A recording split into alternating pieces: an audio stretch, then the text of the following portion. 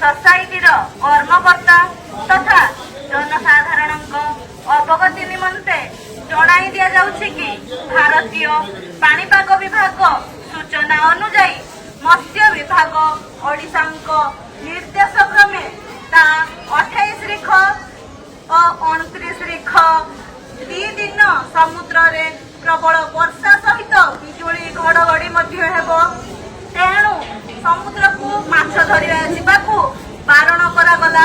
निज निजर डंगा माछ धरा उपकरण गुड़िक सुरक्षित स्थान रखतु, निजे मध्य सुरक्षित रुहतु।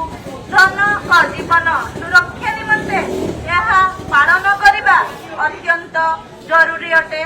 सहकारी मत्स्य अधिकारी सामुद्रिक संप्रसारण चंदनेश्वर बालेश्वर द्वारा समस्त मत्स्यजीवी डंगा मालिक एवं मत्स्यजीवी सोसाइटी कर्मकर्ता मानकर अवगति निमंते जणाई दिया जाउछि कि भारत सरकार पाणीपाग विभाग सूचना अनुसार ओडिशा सरकार निर्देश क्रमे आसंता 29 तारीख पर्यंत समुद्र में प्रबल वर्षा घड़घड़ी बिजुली सहित पवन बहबार संभावना रही।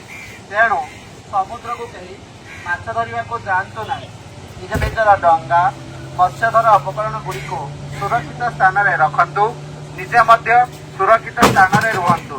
धन और जीवन सुरक्षा निमंते यह पालन करने अत्यंत जरूरी अटे।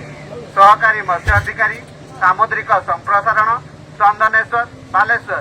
धन्यवाद।